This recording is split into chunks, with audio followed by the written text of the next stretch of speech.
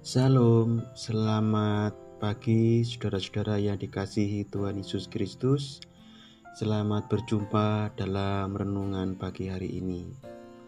Mari kita membaca dan merenungkan sebagian dari firman Tuhan. Namun sebelumnya mari kita berdoa. Dengan kerendahan hati kami menghadap hadirat-Mu Bapa dengan penuh rasa syukur. Kami akan mendengar sebagian dari firman Tuhan. Kiranya Roh Kudus menerangi batin kami dan menjadikan kami pelaku-pelaku firman yang sejati. Di dalam nama Tuhan Yesus Kristus kami berdoa. Amin. Firman Tuhan yang akan kita baca dan kita renungkan saat ini, saya ambilkan dari kitab Bilangan pasal 1 ayat 1 sampai yang ke-54. Ayat yang akan kita baca ayat 1 sampai yang ke-4. Demikianlah bunyi firman Tuhan. Tuhan berfirman kepada Musa di padang gurun Sinai dalam kemah pertemuan pada tanggal 1 bulan yang kedua sesudah mereka keluar dari tanah Mesir. Hitunglah jumlah segenap umat Israel menurut kaum-kaum yang ada dalam setiap suku mereka, dan catatlah nama semua laki-laki di Israel yang berumur 20 tahun ke atas dan yang sanggup berperang, orang demi orang.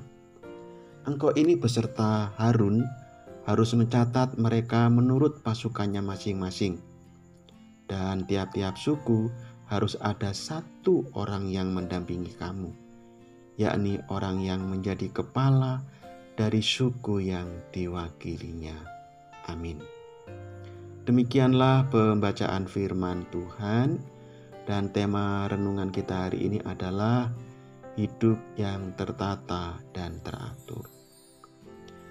Saudara-saudara yang dikasihi Tuhan Yesus Kristus, hidup yang tertata dan teratur merupakan bagian yang penting bagi kita dalam menjalani kehidupan ini.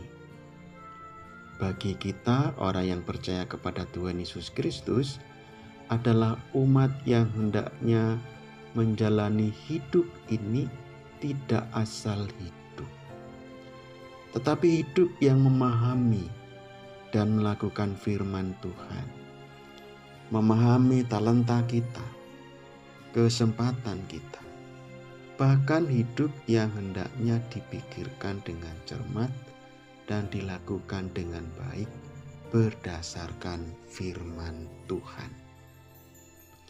Sesuai dengan talenta atau kemampuan kita karunia Tuhan, kita dapat menatanya dengan baik, dengan cerdas dan strategis, dengan tujuan hidup ini menjadi teratur dan bermanfaat bagi orang lain. Atau setidak-tidaknya hati kita, pemikiran kita yang kita terapkan untuk orang lain tidak membuat orang lain menjadi susah dan menderita atau menyakitkan hati orang lain.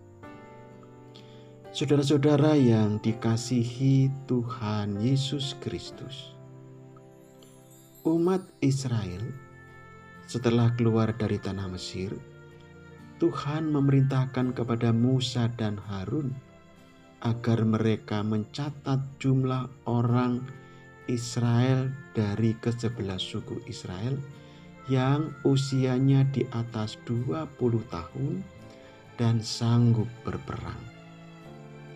Strategi yang Tuhan berikan adalah setiap suku ada perwakilan sebagai kepala dari yang diwakilinya. Sementara Musa dan Harun sebagai pemimpin yang tertinggi.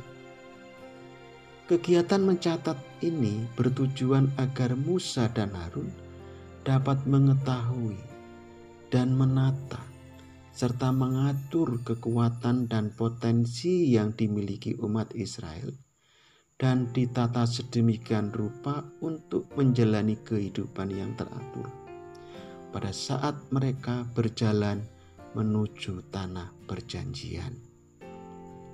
Satu hal yang menarik dalam bacaan kita hari ini adalah suku Lewi tidak dicatat berapa jumlah usia di atas 20 tahun yang sanggup berperang. Mengapa? Karena suku Lewi mempunyai tugas khusus mengawasi kemah suci, tempat hukum Allah dengan segala perabotannya dan perlengkapannya. Mereka harus mengangkat kemah suci dengan segala perabotannya. Mereka harus mengurusnya dan berkemah di sekelilingnya. Saudara-saudara, Tuhan Allah Bapa kita tidak menghendaki adanya chaos atau kekacauan dalam hidup ini. Dan Tuhan menghendaki agar kita mengupayakan hidup yang lebih teratur lagi. Hidup dalam kekudusan sesuai kehendak Tuhan. Selamat menata kehidupan yang lebih teratur lagi. Tuhan Yesus memberkati. Mari kita berdoa. Kami bersyukur untuk firman-Mu ya Tuhan Yesus Kristus. Kiranya firman-Mu dapat kami lakukan dalam hidup kami, yaitu hidup dalam keteraturan. Kiranya firman-Mu menjadi pelita bagi kaki kami dan terang dalam langkah perjalanan hidup kami. Dalam nama Tuhan Yesus Kristus kami berdoa. Amin.